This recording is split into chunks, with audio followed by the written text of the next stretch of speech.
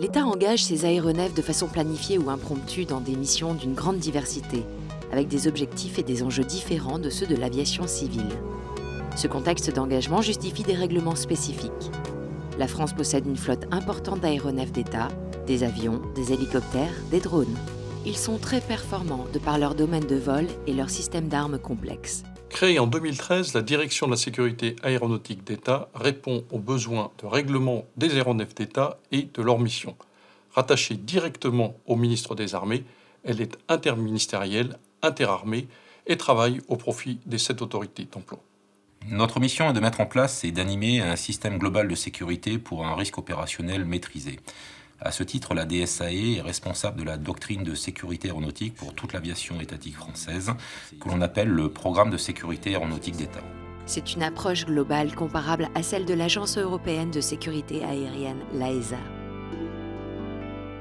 La DSAE est un acteur majeur de la sécurité aéronautique. Elle exerce ses responsabilités dans 3 domaines majeurs de compétences. Il est impératif que nos aéronefs soient en bonne santé technique, que ce soit pour les équipages, pour les personnes transportées, pour les autres usagers du ciel ou pour les personnes survolées.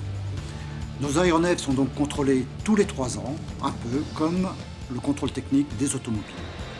Leur environnement est également agréé à travers les organismes de formation à la maintenance, les organismes d'entretien et les organismes de gestion du maintien de la navigabilité.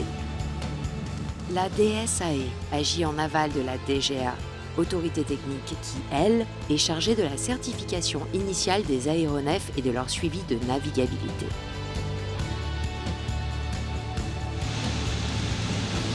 Bouteille extincteur, numéro de série 73, vérifié. L'examen de navigabilité est terminé, il est satisfaisant, nous pouvons signer le compte-rendu pour le renouvellement de son certificat. L'espace aérien n'est ni militaire ni civil. Il est partagé après coordination avec l'aviation civile de manière souple et proportionnée au jour le jour. Les usagers non étatiques attendent de nous de la prédictibilité pour ne pas perturber leur trafic. Et de notre côté, nous leur demandons de la flexibilité pour préserver nos missions opérationnelles. C'est un dialogue quotidien et qui fonctionne très bien. Bienvenue à cette réunion du directoire de l'espace aérien. Le directeur du transport aérien de la DGAC et le directeur de la circulation aérienne militaire coprésident le directoire de l'espace aérien. C'est une instance stratégique où sont élaborées les règles de gestion commune de l'espace aérien en termes d'organisation et d'utilisation. La DIRCAM assure aussi la surveillance des prestataires rendant des services à la navigation aérienne, l'homologation des plateformes de défense et le traitement des événements de sécurité aérienne liés à la mixité du contrôle aérien. Le CDPGE ? Oui, bonjour, escadron de 4. Est-ce que l'extension pour la zone ce soir est accordée ? Extension de 15 minutes accordée en TSA 43 pour ce soir. Et ensuite, jour après jour, donc à partir du 13 mai jusqu'au 23 mai, on aura systématiquement un exercice Tiger Nifty. On demande tout à l'heure si c'est possible de planifier de mettre 35 500 pieds. Oui, aucun problème. Parce que tu as la WAX qui va tourner en FR01. La division information aéronautique de la DIRCAM élabore et diffuse l'information aéronautique militaire en s'appuyant sur une vraie synergie avec l'aviation civile. Ses contributions concernent la cartographie, les procédures, les terrains et les aéronefs militaires, tant en France qu'en opération extérieure. La cartographie tend aujourd'hui vers le tout numérique. Le DIRCAM se prononce au nom du ministre des Armées sur l'implantation des obstacles à la navigation aérienne tels que les antennes, les grues et les éoliennes.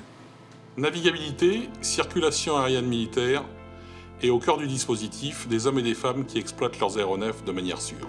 La DSAE conseille les autorités d'emploi pour la formation de leur personnel navigant et l'exploitation de leurs aéronefs. Je représente l'aéronautique militaire auprès du Conseil du personnel navigant professionnel de l'aviation civile, auprès de qui je fais valoir la formation de notre personnel. La sécurité est au cœur de l'exécution des missions opérationnelles de l'aéronautique d'État. Par son action, la DSAE participe directement et quotidiennement à la réalisation de celle-ci. La DSAE a également pour mission de représenter l'État auprès des instances nationales et internationales. Notre espace aérien aujourd'hui est de plus en plus sollicité. La DSAE participe à l'élaboration des réglementations et des normes européennes de manière sert à préserver la liberté d'action des aéronefs d'État, notamment dans le cadre du projet Ciel unique européen. La DSAE est donc un acteur au service de l'aéronautique d'État. Elle est reconnue en tant que telle au niveau interministériel et international. Elle va poursuivre ses travaux pour faire face aux enjeux à venir, qui sont les drones, l'interconnectivité et l'intelligence artificielle dans les systèmes bord et sol, et bientôt les vols orbitaux et suborbitaux. Piste 27, autorisé décollage, vent 260.